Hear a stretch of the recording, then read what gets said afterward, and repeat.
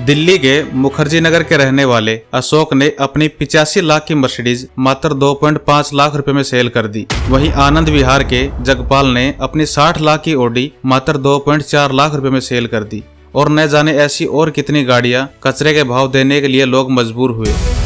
सोचिए, इंडिया जहां एक एल्टो गाड़ी की ऑन रोड प्राइस 5 से 5.5 लाख रुपए होती है, उससे भी आधे दाम में लोगों को ऑडी, BMW, मर्सिडीज जैसी लग्जरी गाड़ियां मिल रही हैं।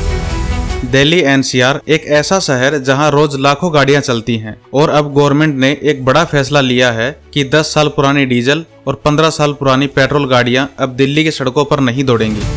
लेकिन क्या इस फैसले से पोल्यूशन कम होगा? क्या आम आदमी इससे परेशान होगा या सरकार को इससे मुनाफा होगा? और क्या ये कोई पॉलिटिकल एजेंडा भी हो सकता है? चलिए जानते हैं इसके पीछे की पूरी कहानी शुरू से। ये वीडियो ओनली एजुकेशनल पर्पज के लिए बनाया गया है। इसका उद्देश्य किसी भी पार्टी या इंडिविजुअल को ठेस पहुंचाना नहीं है। इंडिया को पहले तुर्कियों ने लूटा, फिर मुगलों ने और फिर अंग्रेजों ने। अब फिर से वही तैयारी चल रही है। पर अफसोस, अब की बार कोई बाहरी आक्रमण नहीं बल्कि अंदरूनी साजिश है, जिसका शिकार देश की राजधानी दिल्ली बनने जा रही है, एक नए नियम EOL यानी एंड ऑफ लाइफ व्हीकल्स के जरिए। इस पॉलिसी की शुरुआत साल 2015 से हुई, जब NGT यानी नेशनल ग्रीन ट्रिब्यूनल ने दिल्ली NCR में 10 साल पुरानी डीजल और 15 साल पुरानी पेट्रोल गाड़ियों को बैन करने का ऑर्डर दिया।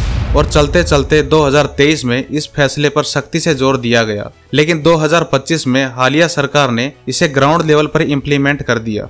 इस पॉलिसी के तहत बैंड व्हीकल्स को पेट्रोल पंप पर फ्यूल तक देने से रोक लगा दी। पेट्रोल पंप पर AI बेस्ड कैमरे लगा दिए जो रिफ्यूलिंग के लिए आने वाली गाड़ियों की नंबर प्लेट को डिटेक्ट करके उसकी पहचान करेंगे कि व्हीकल कौन से ईयर का रजिस्टर्ड है। उसके बाद ही रिफ्यूलिंग की परमिशन मिलेगी।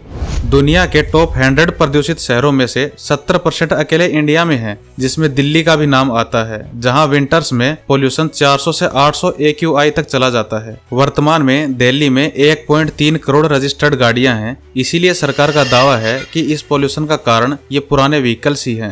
लेकिन सरकार शायद भूल गई कि दिल्ली एक इंडस्ट्रियल हब भी है, जहां सैकड़ों फैक्ट्रियां, garbage dumps, power plants, construction sites भी मौजूद हैं, जो व्हीकल से कहीं ज्यादा पोल्यूशन फैलाते हैं। लेकिन सरकार इन सब की तरफ आंख उठाकर भी नहीं देखती। उन्हें शायद ये लॉजिक भी नहीं पता होगा कि पोल्यूशन गाड़ी के मॉडल से नहीं, उसके मेंटेनेंस से फैलता है, जिसका सॉल्यूशन है POC सर्टिफिकेट बनाते वक्त व्हीकल का प्रॉपर मेंटेनेंस चेक किया जाए। लेकिन POC सर्टिफिकेट तो कुछ पैसे देकर घर बैठे बन जाता है, तो पोल्यूशन का कहां से पता चलेगा? और दूसरी सबसे बड़ी बात, अगर एक व्हीकल का सालाना एन एवरेज 200 रुपये भी लगाया जाए तो दिल्ली की रजिस्टर्ड 1.3 करोड़ गाड़ियों से पोल्यूशन कंट्रोल बोर्ड को सालाना 2600 करोड़ का रेवेन्यू मिलता है। तो अगर कोई सरकार से पूछे कि उन्होंने इस पैसे से कौन से पोल्यूशन के अगेंस्ट स्टेप उठाए हैं। बारिश के दिनों में दिल्ली की सड़कें नदियां बन जाती हैं, जहां गाड़ियां चलते हुए नहीं बल्कि तैरते हुए नजर आती हैं। उसके खिलाफ अभी तक सरकार ने बात तक नहीं की है।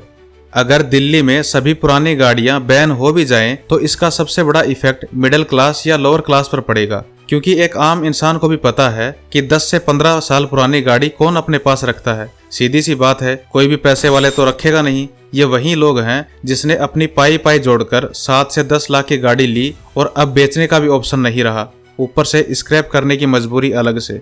बहुत से लोग अपनी गाड़ियों को कॉमर्शियली पर्पज के लिए यूज करते हैं, जैसे कोरियर, डिलीवरी या टैक्सी वाला। इन सभी का घर इन्हीं गाड़ियों से ही चलता है। जरा सोचिए, एक ओला उबर ड्राइवर जिसने 2015 में डीजल कार ली थी, उसे अब अपनी कार स्क्रैप करनी पड़ेगी, जबकि उस बेचारे का अब तक लोन भी पूरा नहीं हुआ होगा उस गाड़ी का। गवर्नमेंट इसे ग्रीन एक्शन दिखाकर जनता का ट्रस्ट जीतने की कोशिश कर रही है, जबकि उसका असली मकसद रेवेन्यू और ऑटोमोबाइल मार्केट को बूस्ट करना है। क्योंकि एक नई गाड़ी खरीदने पर government GST, road tax, registration charges, insurance, green tax ETC के नाम पर एक गाड़ी के ऑन रोड प्राइस का 25 से 30% पैसा टैक्स के नाम पर चार्ज करती है। मतलब आपकी गाड़ी की ऑन रोड प्राइस अगर 10 लाख है तो उससे 2.5 से 3 लाख रुपए तो अकेली सरकार ले लेती है टैक्स के नाम पर। इतना रेवेन्यू तो वो कंपनी भी जनरेट नहीं करती जो उसे बना रही है, जितना सरकार बैठे बैठे ले लेती है। आम जनता की आज के दिन ऐसी हालत है कि पहले काम करके सैलरी पे टैक्स दो, फिर उस सैलरी से कुछ खरीदना हो तो उस पे टैक्स दो, और फिर उस खरीदी हुई चीज को यूज करते वक्त फिर से टैक्स दो। मतलब एक मिडिल और लोअर क्लास बंदे की आधी इनकम तो टैक्स के रूप में ही चली जाती है। यही कारण है कि हमारे देश में गरीब और अमीर होते जा रहे हैं, और कहने को हम दुनिया की 4th सबसे बड़ी इकोनॉमी बन गए हैं। चलिए एक बार ईओएल पॉलिसी के पीछे गवर्नमेंट रेवेन्यू देखते हैं। अगर ये पॉलिसी सरकार द्वारा लागू हुई तो दिल्ली में लगभग 18 लाख 4 व्हीलर्स और 42 लाख 2 व्हीलर्स को रिप्लेस करना होगा, जिससे दिल्ली की ऑटोमोबाइल इंडस्ट्री और गवर्नमेंट खाते में रेवेन्यू की बाढ़ आ जाएगी। नहीं समझे? चलिए थोड़ा डिटेल में जानते हैं। सपोज करो अगर 18 लाख 4 व्हीलर्स में से 15 लाख को भी रिप्लेस किया जाए और एक गाड़ी की नॉर्मल कीमत 10 लाख मानी जाए, तो इस हिसाब से ऑटोमोबाइल इंडस्ट्री को 10,500 करोड़ और गवर्नमेंट को 4500 करोड़ का रेवेन्यू जनरेट होगा, क्योंकि एक गाड़ी की ऑन रोड प्राइस का लगभग 30% टैक्स के रूप में गवर्नमेंट को ही जाता है। वहीं अगर 42 लाख 2 व्हीलर में से अगर 40 लाख को भी रिप्लेस किया जाए और एक व्हीकल की प्राइस 1 लाख मानी जाए, तो ऑटोमोबाइल इंडस्ट्री को 28,000 करोड़ और गवर्नमेंट को 12,000 करोड़। यानी इस पॉलिसी से ऑटोमोबाइल का टोटल रेवेन्यू 38,500 करोड़ और गवर्नमेंट को टैक्स के रूप में 16,500 करोड़ का रेवेन्यू प्राप्त होगा, जो एक आम आदमी की सोच से भी परे है।